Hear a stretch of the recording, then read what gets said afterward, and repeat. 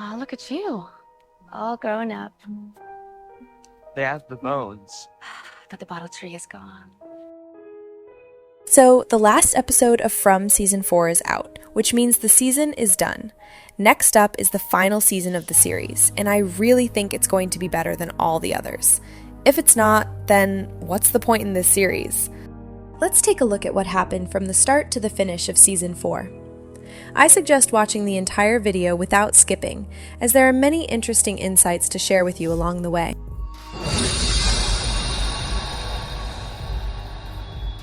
The season began with Fatima, who is in labor pains, tells us about something that she saw. What do you mean they sacrificed their children? Those things in the woods, they were people once. They made a bargain with something horrible. But I didn't see. I couldn't see it. It's okay. On the other hand, the man in yellow, we witnessed him shape-shifting into Sophia, who claimed to be the daughter of a pastor.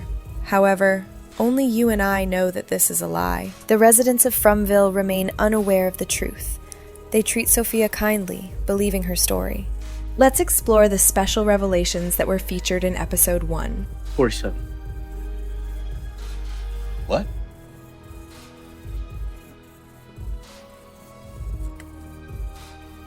I did a count when we were doing interviews about Tilly.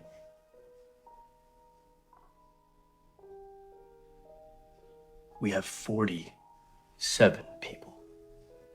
The numbers 4 and 7 pop up a lot in this story. If the 7 represents the 7 kids Tabitha sees as an illusion, then who do you think the 4 could be about? We haven't found any hints on that yet. Feel free to drop your guesses in the comments. In Season 3, we meet Tilly, who tells Fatima that her weird eating habits during pregnancy are totally normal. Tilly also tries to read tarot cards to make a prediction about Fatima's baby, but then out of nowhere, a crow flies in. This crow is somehow connected to the man in yellow. Some people even think Tilly and the man in yellow might be the same person. It's not wrong to think that way, is it, my friends? In the second episode, we see Jim's dead body hanging in the barn, and it looks just like the hanged man in the tarot cards. We know that the man in yellow was responsible for what happened to Jim. This really shows how Tilly, the tarot cards, and the man in yellow are all connected. Ethan can't handle losing Jim, so he heads back to the RV. He came to grabs the broken radio to try and talk to Jim.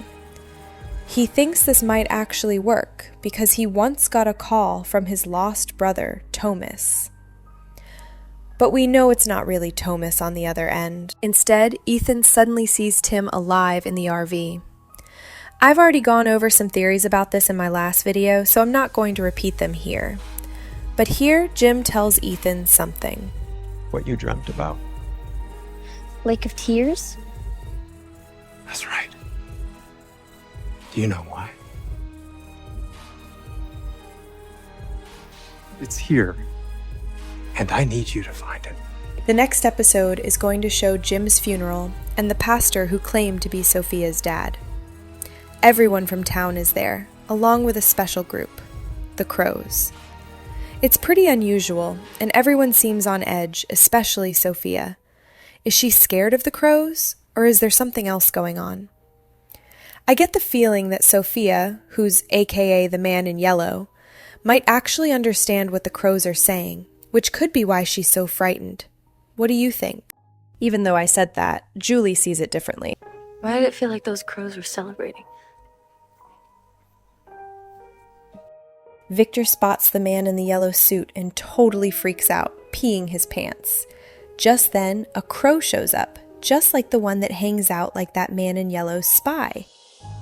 Upon learning of the arrival of the man in yellow, everyone is trying to find out more about him. Miranda was able to paint him. That means somewhere in your mind there might be an answer to who he is.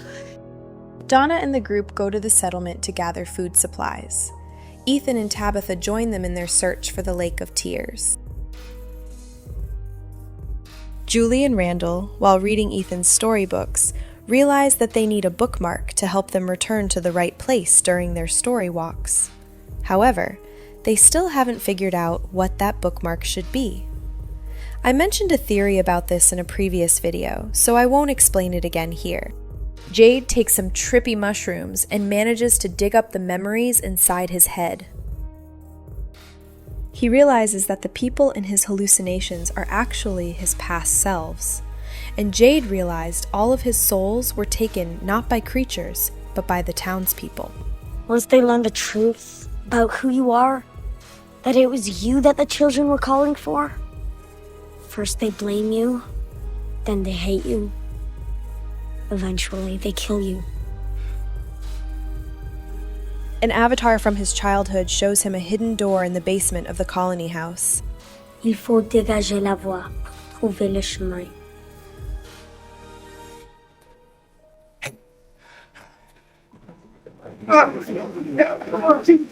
Give me a hand. It's the same door that Julie came out of when she went through the bottle tree for the first time.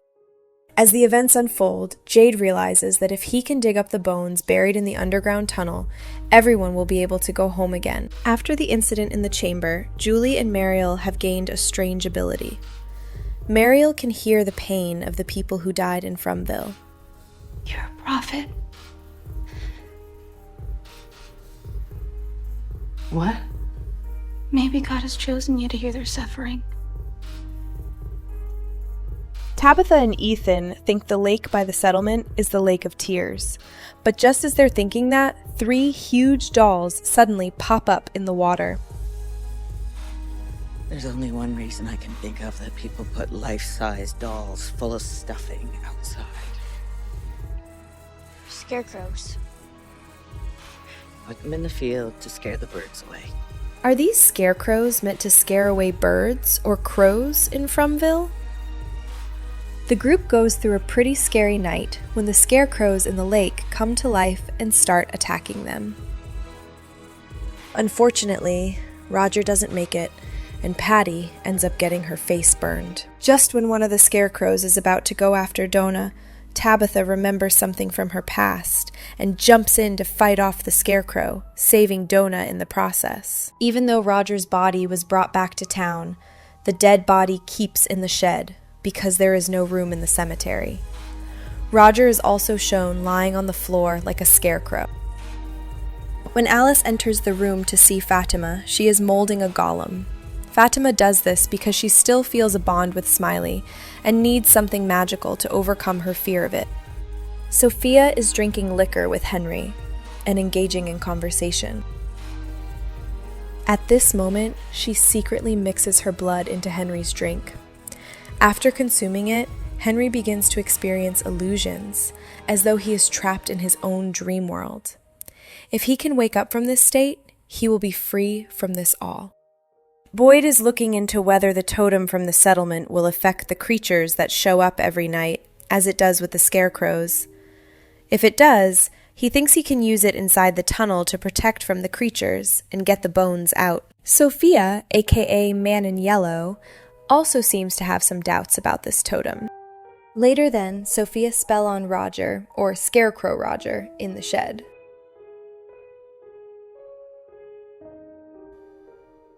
It's time to play.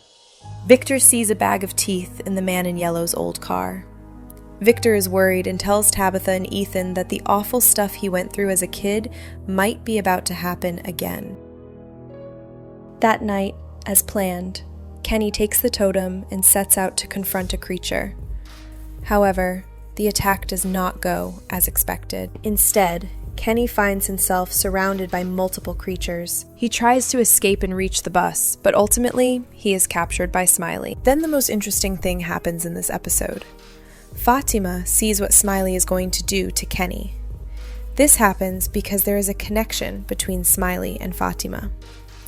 Later, Fatima somehow saves Kenny from Smiley. Meanwhile, Sophia brings the Scarecrow Roger back to life. He crashes into the colony house, sending everyone running in fear. While everyone is running away, Elgin grabs a totem nearby and whacks Roger with it. To Sophia, it feels like a win because she's figured out how to scare off the scarecrows that have been bothering her crow friends. As Sophia was busy with the scarecrow, she couldn't see what happened to the creatures.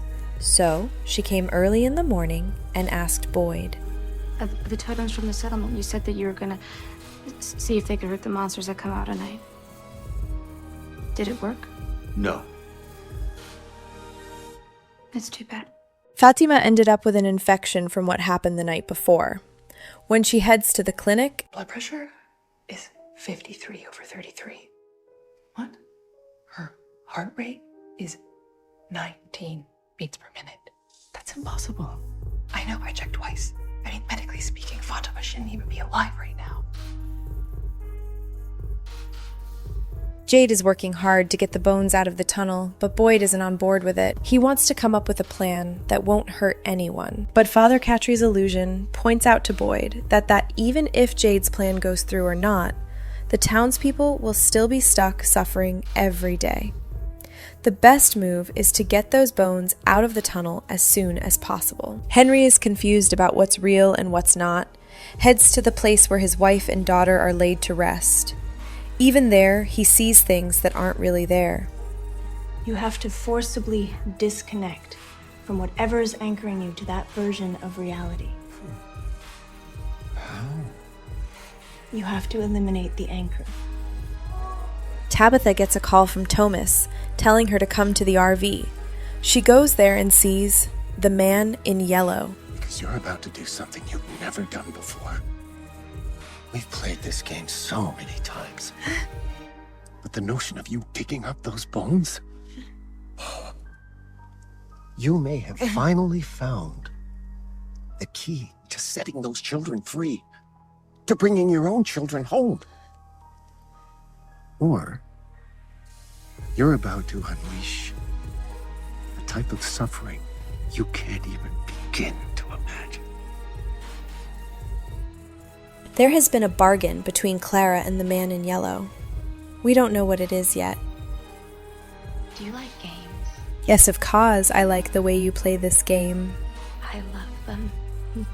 I brought a theory about this in a previous video. Be sure to watch that one as well. Because of this, Clara has to make a drink for Fatima, mixed with the man in yellow's blood. This makes Fatima even more sick.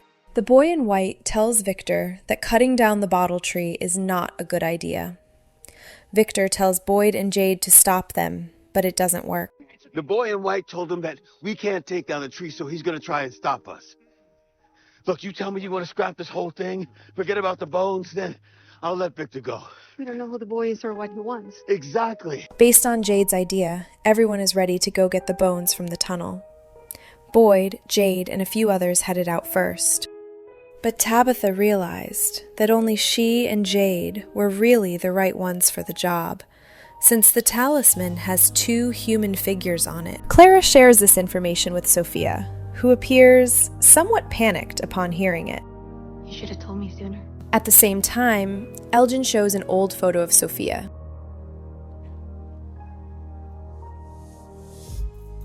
You guys, come. Get the rope ladder ready. Okay.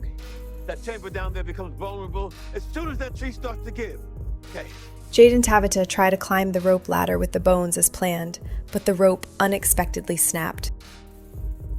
Instantly, the surroundings plunged into darkness. Meanwhile, creatures began to close in on Jade and Tabitha. Suddenly, the ground started shaking, creating a new path that hadn't existed before, and allowing them to escape from the creatures.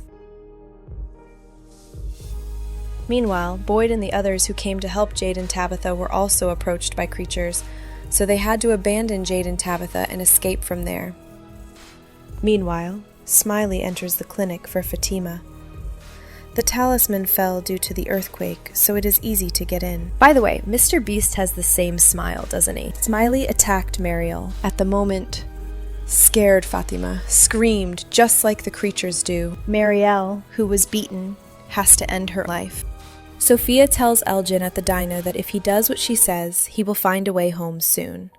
But Elgin, who has already faced a similar incident and lost an eye, does not agree. Because of this, Elgin also has to end his life. Suddenly, the darkness fades away and the light returns. Meanwhile, Tabitha and Jade, still trapped in the tunnel, manage to send a radio signal to those outside. Then Boyd, Alice, and Fatima go back into the tunnel to save them. Fatima joins in because she can sense if creatures approach. Somehow, they manage to save Jade and Tabitha, but the creatures arrive there. Fatima uses her ability to buy time for the group to escape by transforming into a creature herself, successfully stopping the others. It seems that Fatima will be stuck as a creature forever. Remember who I was? Sophia, who steals the talismans from every house in the town, meets the boy in white near the bottle tree in the forest. They seem like good old friends. You're gonna lose this time. I've always admired your optimism. I guess we'll see.